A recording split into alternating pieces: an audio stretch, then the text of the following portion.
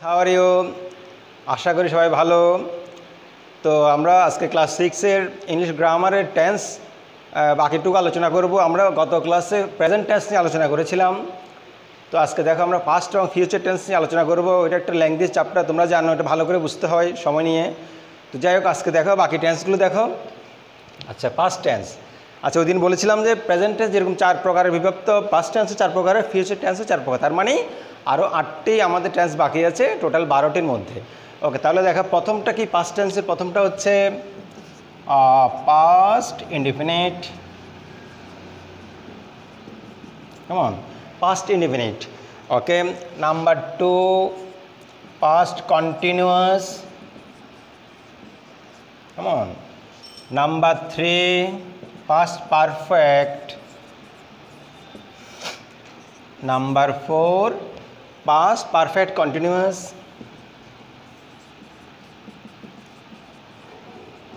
ওকে, এবার দেখো ওই দিনের মতো যে এই 4টা ভাগে বিভক্ত পাস্ট টেন্সের আলাদা আলাদা স্ট্রাকচার দেওয়া আছে এবং আলাদা আলাদা এক্সাম্পল হবে, এবং স্ট্রাকচারগুলো খুব ভালো করে খেয়াল করতে হবে। না হলে তোমরা একটার সঙ্গে আরেকটা যদি গুলিয়ে ফেলো তাহলে এগুলো তোমাদের পরীক্ষা যে টেন্সে পরিবর্তন আসে এখানে ম্যাক্সিমাম টাইমে ভুল থাকে। তো ভালো করে খেয়াল করে পাস্ট টেন্সগুলো। ওকে, প্রথমে আমরা দেখি পাস্ট ইনডিফিনিট। কেমন? আচ্ছা দেখো, পাস্ট ইনডিফিনিট টেন্স বলতে আমরা ওই টেন্সকে বুঝি যে কাজটা অতীতকালে হয়ে গিয়েছে বাট এটা ফাংশন শেষ। কেমন? তো ওটা একটা এক্সাম্পল দেখো আগে, যেমন she played cricket. আচ্ছা, তাহলে দেখো এখানে মেন যে পয়েন্টটা সেটা হলো এই যে ভার্বের যে মেন যে ভার্বটি আছে সেটি পাস্ট ফর্ম থাকবে। Play, played, do, did, go, went. তাহলে যে যেটা ওয়েন্ট বা ডিড ওই পাস্ট ফর্মটাই তোমাকে মূলত এখানে বসাতে হবে। তা এবারে স্ট্রাকচার দেখে দিই আমরা।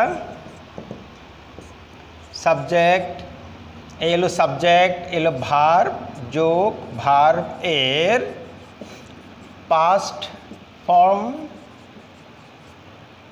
কেমন? যোগ অবজেক্ট বা বাকি অংশ। এই দেখো সাবজেক্ট এটি, ভার্ব এটি এবং এটি অবজেক্ট, বা কোনো লাইন থাকলে এক্সটেনশন থাকলে সেটা পরে বসবে। তাহলে কি বোঝা গেল? এই পাস্ট ইনডিফিনিট টেন্সটাতে মূলত বেসিক্যালি তোমার সাবজেক্টের সঙ্গে ভার্বের ফার্স্ট ফর্ম, এই যে প্লেট দিলাম, এটি মূলত মেন দেখার বিষয়। এখানে আর কোনো আইএনজি বা অন্য কোনো স্ট্রাকচার হবে না, শুধু ভার্বের কী হবে? ফার্স্ট ফর্ম হবে, আর সেই সঙ্গে অতিরিক্ত কোনো ওয়ার্ড থাকলে সেটি। ওকে, তাহলে এটা বোঝা গেল পাস্ট ইনডিফিনিট টেন্সের এক্সাম্পল এবং স্ট্রাকচার। এরপরে দেখো পাস্ট কন্টিনিউয়াস টেন্স। দেখো পাস্ট কন্টিনিউয়াস। কেমন? এটা হলো চলমান অতীত, যেটা আমরা বলি বাংলা চলমান অতীত। আচ্ছা, আমরা প্রেজেন্ট কন্টিনিউয়াসে কতদিন করেছিলাম যে he is going, he is playing, এখানে হবে অক্সিলিয়ারি পরিবর্তিত হয়ে পাস্ট ফর্মে আর আইএনজি থাকবে আগের মতো। আগে এক্সাম্পল দেখো, শি ওয়াজ প্লেয়িং ক্রিকেট। কেমন? She was. আর যদি আমরা এখানে দে ইউজ করি ওয়ার, কেমন? They were playing cricket. Okay, এরপরে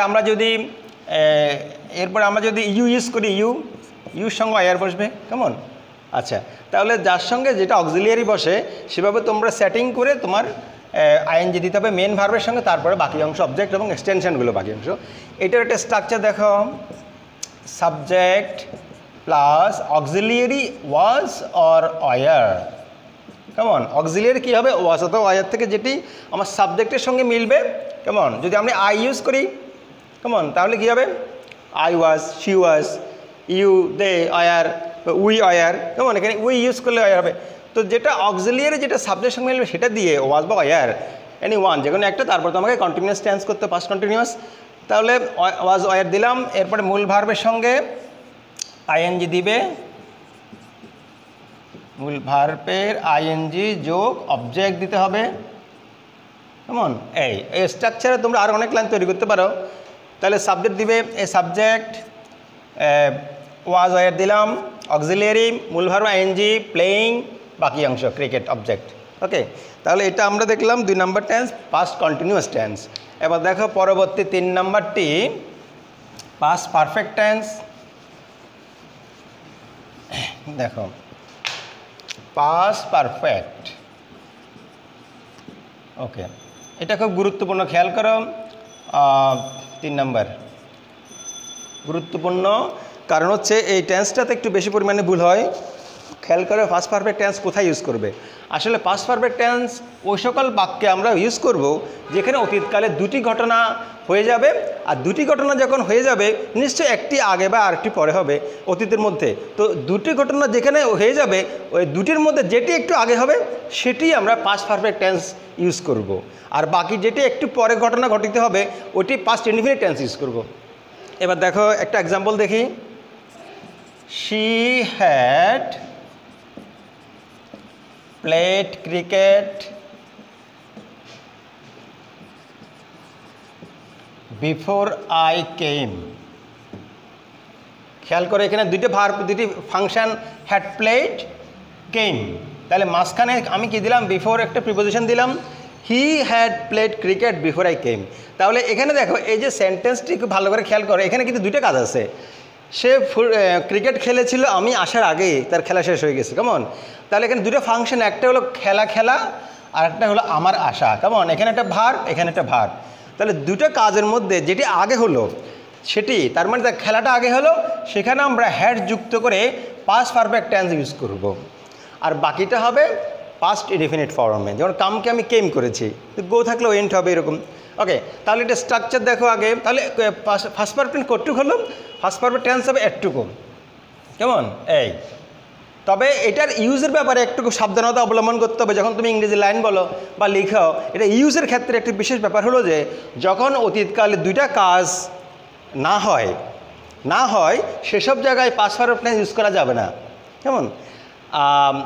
যে অতীতকালে যে দুইটা কাজ হয় তার মধ্যে একটি আগে একটু পরে আরেকটি আগে, তখন তুমি পাস্ট পারফেক্ট ইউজ করবে। অতীতকালে দুটো কাজ হলে তখন তুমি পাস্ট পারফেক্ট টেন্স ইউজ করবে, ঠিক আছে। আর যদি অতীতকালে দুটো কাজ না হয়, একটি কাজ হয়, তখন তুমি শুধুমাত্র পাস্ট ইনডিফিনিট টেন্স ইউজ করবে, যেটা আমি প্রথমে দেখাইছি, কেমন।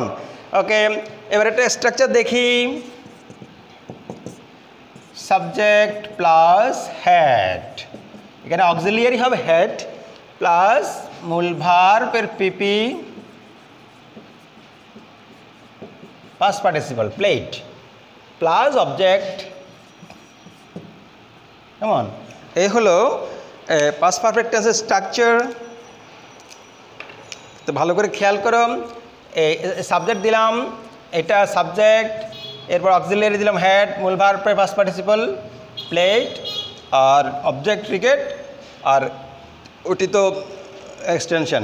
তাহলে বুঝা গেল তো না মোটামুটি পাস্ট পারফেক্ট টেন্স কোথায় ব্যবহার করবে, যেখানে অতীতকালে দুটা কাজ হবে, দুটা কাজের মধ্যে যেটি একটু আগে হবে তার সঙ্গে হ্যাড যুক্ত করে পাস্ট পারফেক্ট টেন্স ইউজ করবে, আর বাকি যেটা কাজ থাকবে একটু পরে হবে ওইটা শুধু পাস্ট ইনডিফিনিট টেন্স ইউজ করবে। ওকে, এটা আমরা বুঝে গেলাম পাস্ট পারফেক্ট টেন্স। আচ্ছা, এটা আমরা আফটার দিয়ে ইউজ করতে পারি। এখানে আফটার বা হোয়েন দিয়ে ইউজ করা যায়। যদি এটা আফটার ইউজ করি তাহলে আফটারের পরে কিন্তু এই পাস্ট পারফেক্ট টেন্স হ্যাড হয়, ঠিক আছে। তো বিফোরের আগে এবং আফটারের পরে পাস্ট পারফেক্ট টেন্স ইউজ করতে হবে। ওকে, এটা বুঝে গেল। এবার দেখো past perfect continuous.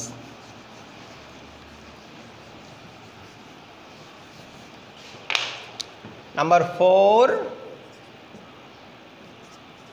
Past perfect continuous. আচ্ছা, এই টেন্সটা কোথায় ইউজ করবে? এই টেন্সটি ইউজ করবে অতীতকালের দুটো কাজের মধ্যে যেটি চলিতে ছিল, কেমন। যেহেতু তুমি দেখতে পাচ্ছ একটা অংশ কন্টিনিউয়াস লেখা আছে, কন্টিনিউয়াস কেমন কন্টিনিউয়াস, পাস্ট পারফেক্ট কন্টিনিউয়াস, কেমন। তাহলে যেটা অতীতকালে দুটো কাজের মধ্যে একটি চলমান ছিল সেটি পাস্ট পারফেক্ট কন্টিনিউয়াস টেন্স। এবার দেখো example, she had been playing cricket. ওকে, আর একটু বাড়াতে পারি লাইনটা, বিফোর আই কেম। আচ্ছা, দেখো আমাদের পাস্ট পারফেক্ট টেন্স কিন্তু পাস্ট পারফেক্ট কন্টিনিউয়াস টেন্স এতটুকুই, she had been playing cricket before I came. এটা যদি খেয়াল করো, যেহেতু আমি পাস্ট পারফেক্ট কন্টিনিউয়াস লিখছি, এখানে একটা জিনিস চলমান থাকবে। তার মানে কি, আমি আসার আগে থেকে সে খেলা চালাচ্ছিল, ওকে, খেলাটা কিন্তু স্টপ হয় নাই। পাস্ট পারফেক্ট টেন্সে 3 নম্বর টেন্সে কিন্তু 2টা কাজ হয়ে যাবে অলরেডি, বাট এখানে কিন্তু একটা কাজ অতীতকালে চলমান থাকবে, ওকে। তার জন্য আমরা লিখেছি কি he had been playing cricket. তাহলে এবার দেখো এতটুকু আমাদের পাস্ট পারফেক্ট কন্টিনিউয়াস টেন্স। এবার এটার স্ট্রাকচার দেখে মিলাই, দেখো সাবজেক্ট দাও, যোগ, এখানে অক্সিলিয়ারি দেখো হ্যাড এবং বিন, 2টা অক্সিলিয়ারি। তাহলে আমরা হ্যাড বিনকে একসাথে দিই, হ্যাড বিন যোগ মূল ভার্বে আইএনজি দিতে হবে, প্লের সঙ্গে আইএনজি করলাম, মূল ভার্ব এর আইএনজি যোগ অবজেক্ট বা বাকি অংশ, ওকে। তাহলে মূলত স্ট্রাকচারটা বোঝা গেল তো না? সাবজেক্ট, এই যে দেখা যাচ্ছে সাবজেক্ট হ্যাড বিন মূল ভার্ব আইএনজি আর বাকি অংশ অবজেক্ট বা এক্সটেনশন। তাহলে বোঝা গেল না পাস্ট ফর কন্টিনিউয়াস টেন্স, ওকে। তোমাদের যে টেন্স পরিবর্তন করতে দেওয়া হয় পরীক্ষাতে, ওটা কিন্তু খুব গুরুত্বপূর্ণ। ওই জন্য স্ট্রাকচারগুলো যদি মুখস্থ করা না যায়, তাহলে টেন্সের গঠন প্রণালী বোঝা যাবে না এবং সেটা তুমি পরিবর্তন করতে তোমার অসুবিধা হবে। প্রেজেন্ট থেকে পাস্ট থেকে প্রেজেন্ট আর ফিউচার ট্রান্সফার করা, এটা খুব জটিল একটা বিষয়, খুব ভালো করে খেয়াল করতে হয় এবং এটা স্ট্রাকচারগুলো মুখস্থ করে ফেলতে হবে, ওকে। এবার আমরা ফিউচার টেন্সটা দেখি।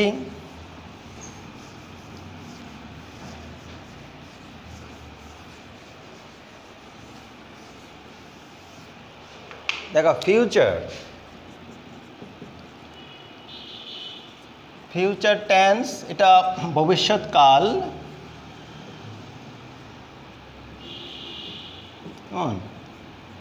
ভবিষ্যৎকাল। আচ্ছা, তাহলে ভবিষ্যৎকাল বলতে বোঝায় যে কাজটি আমরা করব বলতে কখন করব, সেটা হয়তো একটু পরে হতে পারে, বা 1 ঘন্টা পরে হতে পারে, বা 1 বছর পরে, বা 10 বছর পরে হতে পারে। ইন ফিউচার দিস ইন্ডিকেট এটা হবে, বুঝাবে, হবে, নেক্সট, পরবর্তী টাইমে আসবে। এটা টেন্সের সময়টা মূলত পরে হবে, যেটা পরে কখন হবে সেটা বাক্য অনুসারে সেটাই বুঝে নিতে হবে, কেমন? ওকে, এবার দেখো আমরা এটারও 4টি ভাগ আছে। দেখো নাম্বার 1 ফিউচার ইনডিফিনিট, কেমন? ওকে, ফিউচার ইনডিফিনিট যেটা সাধারণ ভবিষ্যৎ বলতে বোঝায়। আচ্ছা, একটা এক্সাম্পল দিই আগে, শি উইল প্লে ক্রিকেট,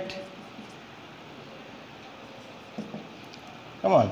আচ্ছা, একটা খেয়াল করো, এখানে আমি ফিউচার অক্সিলিয়ারি ইউজ করেছি উইল, তাহলে she will play cricket, say cricket খেলবে। আচ্ছা, যাই হোক, এখন কথা হলো যে এখানে স্ট্রাকচারটা আগে দেখি। তাহলে সাবজেক্ট যোগ উইল বা শ্যাল, এখানে শ্যাল ইউজ করার প্রয়োজন নেই অবশ্যই, বর্তমানে আমরা সব জায়গায় উইল ইউজ করি। আইয়ের সঙ্গে শ্যাল ইউজ করতে পারে, ওর সঙ্গে শ্যাল ইউজ করতে পারে, তবে ইউজ না করলেও চলবে। তার মানে অলওয়েজ সব জায়গায় উইল ইউজ করলেও কোনো প্রবলেম নেই, কেমন?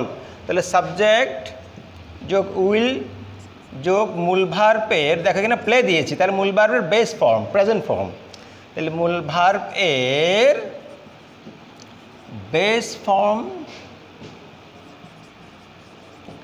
যোগ অবজেক্ট বা বাকি অংশ, ওকে। তাহলে আবার আমরা মিলাই, স্ট্রাকচারের সাথে মিলাই, এ সাবজেক্ট দিলাম, তারপর উইল ফিউচার অক্সিলিয়ারি উইল, তারপরে মূল ভার্বের বেস ফর্ম দিলাম প্লে, ওকে। এরপরে বাকি অংশ দেখতে পাচ্ছ এই। তাহলে এখানে মেন পয়েন্টটা হচ্ছে এখানে ফিউচার অক্সিলিয়ারি দেখতে হবে উইল, তাহলে শি উইল প্লে, কেমন? এই তাহলে এই জাতীয় আরও অনেক উদাহরণ করতে পারো এই স্ট্রাকচারে, ঠিক আছে। এবার দেখো ফিউচার কন্টিনিউয়াস টেন্স আমরা যেটা করতে চাই, ফিউচারের 2 নাম্বারটা দেখো একটু।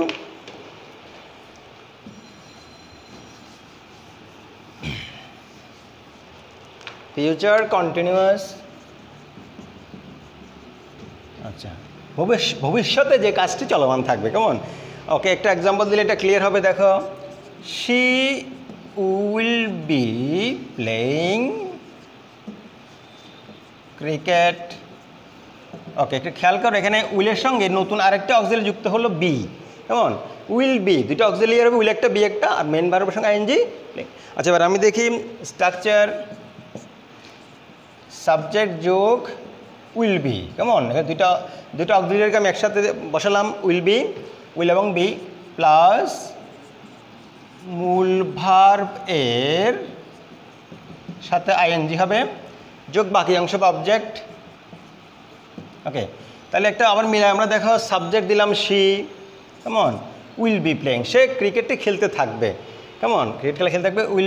উইল বি দিলাম, মূল ভার্ব আইএনজি দিলাম, কেমন। ওকে, তাহলে এটা মেন পয়েন্টটা কি, স্ট্রাকচারের মেন পয়েন্টটা কি, উইল বি দিতে হবে, তার সঙ্গে মূল ভার্বের সঙ্গে আইএনজি প্লাস করতে হবে, কেমন, প্লেইং, গোয়িং, ডুইং, এভরিথিং, তাহলে ক্রিকেট বাকি অংশ। তাহলে ফিউচার কন্টিনিউয়াস টেন্স বোঝা গেল না। ওকে, এবার আমরা চলে আসি 3 নাম্বার টেন্সে, ফিউচার পারফেক্ট টেন্সটা দেখো, এটা important.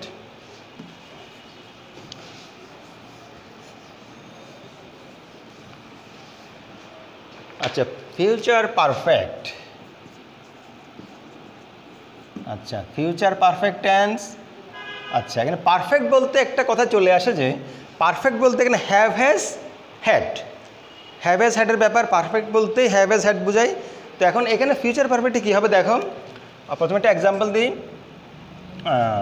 She will have played cricket, কেমন।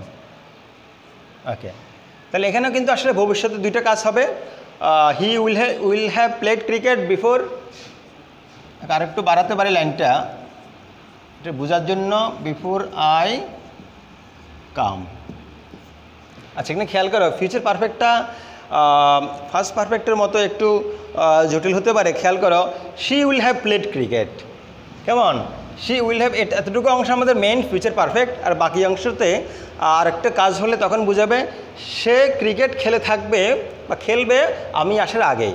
তাহলে এই ধরনের দুটো কাজ বোঝালে, ফিউচার টেন্স দুটো কাজ বোঝালে তার মধ্যে যেটি ভবিষ্যতের ভিতরে যে দুটো হবে তার মধ্যে যেটা আগে হবে সেটি ফিউচার পারফেক্ট, আর বাকিটি যে ফাংশনটা হবে ভার্বের সেটি হবে প্রেজেন্ট ইনডেফিনিট টেন্সে, কেমন।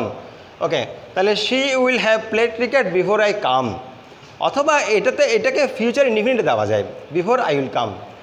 যাক, তো ওটা আমরা দেখা দরকার নেই, এতটুকু আমরা দেখি, she will have played cricket. তাহলে এটার স্ট্রাকচার দেখো, সাবজেক্ট প্রথমে দিতে হবে, তাহলে এখানে দেখো অক্সিলিয়ারি উইল হ্যাভ, কেমন, তাহলে উইল হ্যাভ দিবে, উইল এবং হ্যাভ। ওকে, এরপরে মূল ভার্বের সঙ্গে আইএনজি, কারণ এখানে প্লে আমাদের principal verb played, will have played, মূল ভার্বের সঙ্গে আইএনজি যোগ করো, মূল ভার্বের আইএনজি যোগ অবজেক্ট, কেমন। আচ্ছা, তাহলে বোঝা গেল কি, আবার মিলাও দেখো, সাবজেক্ট বসালাম, will have auxiliary, future perfect auxiliary will have, আর প্লেড মূল ভার্বের সঙ্গে আইএনজি তো না, পিপি, হ্যাঁ পিপি হবে। ওকে, আর বাকি অংশ অবজেক্ট দিলাম। তাহলে এই স্ট্রাকচার খেয়াল রাখতে এখানে উইল হ্যাভ কিন্তু মাস্ট আমাকে দিতে হবে যেটা ফিউচার পারফেক্ট, আর তার সাথে মূল ভার্বের সঙ্গে পাস্ট পার্টিসিপল যোগ করতে হবে। ওকে, প্লেড, এটা হয়ে গেল আমাদের ফিউচার পারফেক্ট টেন্স। ওকে, এবার চলে আসো ফিউচার পারফেক্ট কন্টিনিউয়াস টেন্স।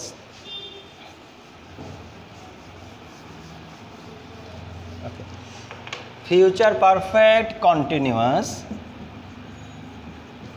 ওকে, তা আবার দেখো এখানে কন্টিনিউয়াস শব্দটা এসছে, কন্টিনিউয়াস মানে কিন্তু চলমান, তাহলে ভবিষ্যতে একটা কিছু কাজ চলমান থাকবে, দুটা কাজের মধ্যে একটা চলমান থাকবে। দেখো এক্সাম্পল দেখো, শি উইল হ্যাভ বিন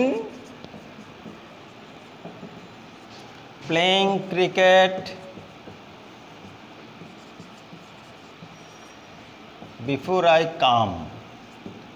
আচ্ছা, দেখো এটা একটা লাইন লিখলাম, ভবিষ্যতে দুটো কাজের মধ্যে একটি ভবিষ্যতে চলমান থাকবে, তো যেটি চলমান থাকবে দুটো কাজের মধ্যে সেটি ফিউচার পারফেক্ট কন্টিনিউয়াসের স্ট্রাকচারে লিখতে হবে।